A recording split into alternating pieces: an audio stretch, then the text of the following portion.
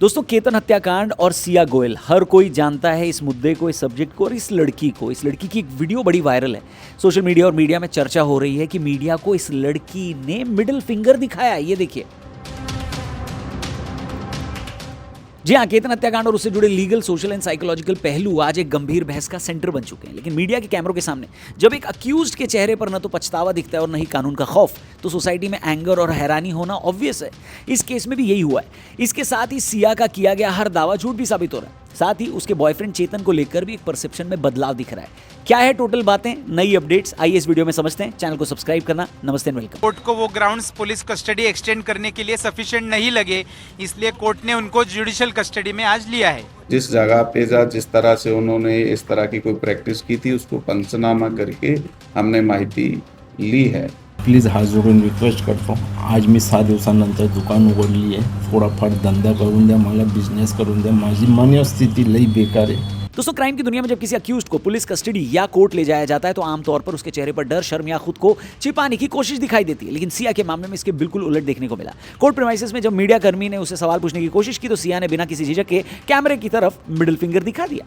यह केवल एक फिजिकल साइन नहीं था, बल्कि एक सोसाइटी, मोरालिटी, विक्टिम, फैमिली और लीगल सिस्टम के मुंह पर एक करारा तमाचा था। इस नई कंट्रोवर्सी ने आग में घी का काम कर दिया है। यह इंसिडेंट दर्शाता है कि अक्यूज सिया को इस बात का रत्ती भर भी मलाल नहीं है कि उस पर एक हीनियस क्राइम का आरोप है। इस इशारे के जरिए सिया ने यह मैसेज देने की भी कोशिश की है कि उसे समाज के गुस्से या मीडिया ट्रायल से कोई फर्क नहीं पड़ता। वो खुद को कानून और सोशल लिमिटेशंस और मर्यादाओं से ऊपर समझती है। दरअसल ये मिडिल फिंगर सिर्फ मीडिया को ही नहीं था, ये हम सब पर था कि एक घमंडी लड़की एक पूरे परिवार को तबाह करके भी किस बेशर्मी से बच सकती है। इस वीडियो के वायरल होते इंटरनेट पर गुस्से का सैलाब सा आ गया। लोग इसे क्रुएलिटी और ढिठाई का सबसे लोएस्ट लेवल बता रहे हैं। जो लोग अब तक इस मामले में किसी तरह की न्यूट्रल मोड की उम्मीद कर रहे थे, वे भी इस इशारे को देखकर दंग हैं। उनकी भी सोच पर इसका ऐसा असर पड़ा है कि जो लड़की ऐसी है उसके बारे में हम क्या ही बोल सकते हैं। पुणे की अदालत ने पुलिस की कस्टडी बढ़ाने की मांग को खारिज करते हुए प्राइमरी अक्यूज सिया गोयल और को अक्यूज चेतन चौधरी को 14 दिनों की जुडिशियल कस्टडी में भेजा है।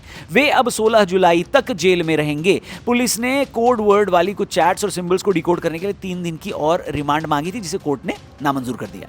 जांच में एक बड़ा ट्विस्ट तब आया जब पुलिस ने बीड जिले के एक लड़के को हिरासत में लिया जो चेतन का क्लासमेट और दोस्त है। पुलिस सूत्रों के मुताबिक सिया और चेतन ने मर्डर की प्लानिंग इस दोस्त के साथ भी शेयर की थी और उसे 18 जून को लोहगढ़ किला चलने के लिए उकसाया था। इस दोस्त ने खुद को इस पूरी साजिश से दूर रखा और दावा किया है कि उसने चेतन और सिया दोनों को केतन की हत्या न करने की सलाह दी थी। हत्या के तुरंत बाद चेतन सबसे पहले इसी दोस्त से मिला था और सिया ने भी इससे फोन पर बात की थी। लोनावाला रूरल पुलिस की जांच में यह बात सामने आई है कि सिया और चेतन ने केतन को खाई में ढकेलने की बाकायदा मर्डर रिहर्सल की थी। 2 जुलाई को पुलिस सिया को लुलानगर इलाके में एक क्लब के पास खुले मैदान में ले गई, जहां इन दोनों ने केतन को ठिकाने लगाने की प्रैक्टिस की थी। सिया ने खुद पुलिस के सामने उस जगह की शिनाख्त की है। इसके अलावा पुलिस ने सिया के घर से वारदात के दिन पहने गए कपड़े भी बरामद कर लिए हैं। फॉरेंसिक और डिजिटल जांच में बात सामने आई कि हत्या की वारदात को अंजाम देने के बाद केतन अग्रवाल का मोबाइल फोन सिया के पास ही था। पुलिस अब इस बात की गहराई से जांच कर रही है कि क्या सिया ने पकड़े जाने से पहले फोन से कोई बेहद जरूरी मैसेजेस, कॉल रिकॉर्ड्स या फोटो डिलीट करके डिजिटल सबूतों को नष्ट करने की कोशिश की थी क्या। फिलहाल ये केस महाराष्ट्र सरकार के कहने पर फास्ट ट्रैक कोर्ट में चल रहा है। वहीं चेतन को यह समझ आ रहा है कि उसकी महाबेवकूफी ने सिया के साथ उसको भी फंसा दिया है। दोस्तों, सबके मन में एक ही सवाल है कि एक लड़की जिसने इतना भयानक क्राइम किया है, वो इतना सेल्फ कॉन्फिडेंस और बेखौफ अंदाज कहां से लाती है। साइकोलॉजिकल और सोशियोलॉजिस्ट की नजर से इसके पीछे कई गहरी वजहें हो सकती हैं। सबसे पहली है एंटी सोशल पर्सनालिटी डिसऑर्डर, जहां सोशियोपैथी साइकोलॉजी के अनुसार कुछ क्रिमिनल्स में एम्पैथी या दूसरों का दर्द महसूस करने की कैपेसिटी बिल्कुल खत्म हो जाती है। सिया का ये इशारा उसके अंदर नार्सिसिस्टिक या साइकोपैथिक नेचर की ओर इशारा करता है, जहां इंसान खुद को ही हर चीज का सेंटर पॉइंट समझने लगता है। उसको ये लगता है कि दुनिया उसके लिए ही बनी है और वो ही है जिसके इर्द गिर्द ये दुनिया घूमती है। इन लोगों को लगता है कि वो जो कुछ भी करते हैं या सोचते हैं वो सही है और उन्हें दूसरों की जान या भावनाओं की कोई परवाह नहीं होती। इस तरह के लोग किसी न किसी मेंटल डिस्टर्बेंस का शिकार होते हैं। ध्यान दीजिएगा, ये उनकी क्राइम को कहीं कम नहीं करता, लेकिन ये बताता है कि ऐसे लोगों की परवरिश में एक भारी चूक हुई है। दूसरा है विक्टिम कार्ड और कानूनी दांव-पेच का भरोसा, जहां अक्सर ऐसे मामलों में आरोपियों को उनके लीगल एडवाइजर्स द्वारा यह समझा दिया जाता है कि वे कानून की कमियों का फायदा उठाकर बच सकते हैं।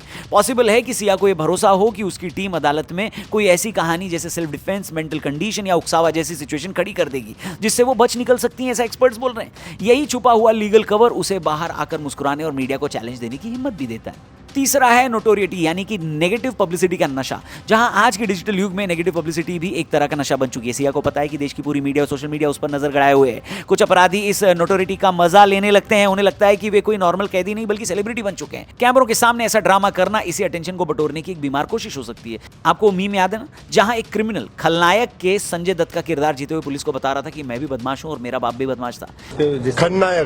खलनायक देखे जी, तो क्या संजय दत्त बनना चाहते हैं? संजय दत्त ही हूँ जी मैं। वैसे मीम वाला काफी हल्का एग्जांपल है, लेकिन सिया जैसे शातिर कातिल इसी तरह की पब्लिसिटी एंजॉय करते हैं। ध्यान दीजिए कि उसकी उम्र सिर्फ 20 साल है। जब तक वो 30 की होगी शायद उसे ये पता चले कि उसने कितना बड़ा खेल अपनी जिंदगी और केतन के परिवार की जिंदगियों के साथ खेल दिया है। ये रिमॉर्स उसमें तब भी दिखेगा जब कानून उस पर पूरी कड़ाई के साथ अपना फैसला सुनाएगा। हालांकि इस बात पर निर्भर करता है ये कि केतन के परिवार ने किन धाराओं के तहत एफआईआर दर्ज करवाई है, चार्जशीट में पुलिस ने क्या लिखा है। दोस्तों, जब ये समाज इस तरह की एरोगेंस सरेआम देखती है, यानी ये मिडिल फिंगर दिखाने वाला जो एक्ट है, तो जनता का भरोसा सीधे जस्टिस प्रोसेस और पुलिस व्यवस्था पर डगमगाने लगता है। लोग सवाल उठाने लगते हैं कि क्या हमारा कानून अपराधियों के मन में डर पैदा करने में पूरी तरह नाकाम रहा है। इंडियन जस्टिस सिस्टम के कॉन्टेक्स्ट में यह बात अक्सर कही जाती है कि justice delayed is justice denied, यानी अपराधियों को पता होता है कि ट्रायल सालों साल चलेगा, जब तक सजा का अंतिम फैसला आएगा तब तक लोगों का गुस्सा ठंडा हो चुका होगा। ये ढीली रफ्तार अपराधियों के हौसले बढ़ाती है। वहीं हमारे पास सीनियस क्राइम्स के लिए कठोर धाराएं और मौत की सजा तक के प्रावधान है, लेकिन गवाहों का मुकर जाना, सबूतों के साथ छेड़छाड़ और जांच में खामियों के कारण अपराधी अक्सर बेनिफिट ऑफ डाउट पाकर बरी हो जाते हैं या उनकी सजा कम हो जाती है। कोर्ट प्रीमाइसेस में पुलिस के पहरे के बावजूद अगर कोई आरोपी मीडिया को इस तरह के इशारे कर रहा है तो ये पुलिस प्रशासन की ढीलेपन को भी दर्शाता है। पुलिस को ऐसे अपराधियों पर सख्त साइकोलॉजिकल और फिजिकल कंट्रोल रखना चाहिए ताकि वे पब्लिकली कानून का मजाक न उड़ा सकें। लेकिन इसमें एक बात मीडिया की भी है दोस्तों। ये बात सच है कि मीडिया इस मामले को लगातार उठा रही है, उसकी बात कर रही है, लेकिन वो मीडिया ही है जिसको इसकी टीआरपी भी मिल रही है। मीडिया का एक सेक्शन इस बात को सेंसेशनलाइज करने की पूरी कोशिश कर रहा है ताकि ज्यादा से ज्यादा रीच बेट करके लोगों को भड़काया जाए। ऐसे केसेस में ये हो ही जाता है। उधर सोनम रघुवंशी जैसे अपराधियों को बेल मिल जाना भी सिया जैसे क्रिमिनल्स के हौसले को बढ़ाएगा। अब दोस्तों, जैसे जैसे केस आगे बढ़ रहा है, इसके किरदारों जैसे केतन और चेतन के रोल और कंडीशन भी साफ होती जा रही है। सबसे पहला इस इन्वेस्टिगेशन का सबसे पहला फेज था जब सिया ने बताया कि केतन को स्टैमरिंग यानी रुक रुक कर बोलने की आदत थी और वो विग पहनता था। अभी केतन का एक वीडियो भी सामने आया, आप खुद देखिए। Planning this whole wedding for the last 4 months, and everything has been there at every step of the way. Every single creative word, every single new thing, unique things have been done by We Think Hospitality. Ketan ने इसमें जितनी fluency के साथ बात की है वो दिखाता है कि सिया ने साफ साफ झूठ बोला था अगर उसने ये बोला है कि ये हकलाता था। हालांकि ये कोई जस्टिफिकेशन नहीं होता कि आप इसके लिए किसी का मर्डर करते हैं, लेकिन सिया जैसे साइकोपैथ क्रिमिनल्स के लिए ये नॉर्मल कंडीशनिंग है। वहीं दूसरी तरफ लोग चेतन की भी बात कर रहे हैं जो सिया का बॉयफ्रेंड है और सिया के साथ उसने केतन को मारने की प्लानिंग की थी। कई लोगों का कहना है कि इस पूरे केस में विक्टिम केतन और अक्यूज चेतन दोनों को ही सिया ने मैनिपुलेट किया। आज तो इस बड़े समाज का एक बड़ा वर्ग ये मानने लगा है कि ये दोनों लड़के कहीं ना कहीं एक बेहद चालाक, हेरफेर करने वाली, मैनिपुलेटिव और जहरीली लड़की के जाल में फंसकर बर्बाद हो गए। चेतन ने जो क्राइम किया उसकी सजा तो उसको मिलनी ही चाहिए, लेकिन चेतन से ज्यादा बड़ी कसूरवार वो लड़की है जिसने केतन और उसके परिवार के भरोसे का मर्डर किया है। यह मामला समाज के सामने एक बेहद सेंसिटिव और कड़वी सच्चाई को भी लाता है। अमूमन समाज में लड़कों को ही एक्सप्लॉइटर के रूप में देखा जाता है, लेकिन यह केस साबित करता है कि क्राइम और क्रुएलिटी का कोई जेंडर नहीं होता दोस्तों। एक शातिर और मैनिपुलेटिव लड़की अपने अट्रैक्शन, इमोशनल ब्लैकमेल और झूठ के दम पर दो हंसते खेलते लड़कों की लाइफ को भी नर्क बना सकती है, ऐसा कुछ लोग कह रहे हैं। सिया ने केतन और चेतन दोनों की कमजोरियों का फायदा उठाया। लोगों का कहना है कि उसने एक को अपनी साजिश का मोहरा बनाया और दूसरे को शिकार। आज ये दोनों लड़के एक ऐसी लड़की के कारण बर्बादी के मुहाने पर खड़े हैं जो खुद सलाखों के पीछे रहकर भी मीडिया को मिडिल फिंगर दिखा रही है। बताइए। खैर, सिया का ये केस हमारी मॉडर्न सोसाइटी के बदलते और डरावने चेहरे को भी उजागर करता है। कोर्ट प्रीमाइसेस में उसका ये अश्लील इशारा केवल मीडिया के प्रति गुस्सा नहीं था, बल्कि वो इस बात का घमंड भी था कि तुम मेरा कुछ नहीं उखाड़ सकते। अब टाइम आ गया कि हमारी अदालतें और जांच एजेंसियां इस मामले में इतनी मुस्तैदी और कड़ाई दिखाएं कि अपराधियों के मन में कानून का खौफ दोबारा एस्टैब्लिश हो सके। सिया के इस एक्ट पे, इस इशारे पर, इस हरकत पर आप क्या सोचते हैं? आपका क्या कहना है? कमेंट करके जरूर बताना। वीडियो अपने दोस्तों से भी जरूर शेयर करना। चैनल को सब्सक्राइब करना। जल्दी मिलते हैं दोस्तों। जय हिंद।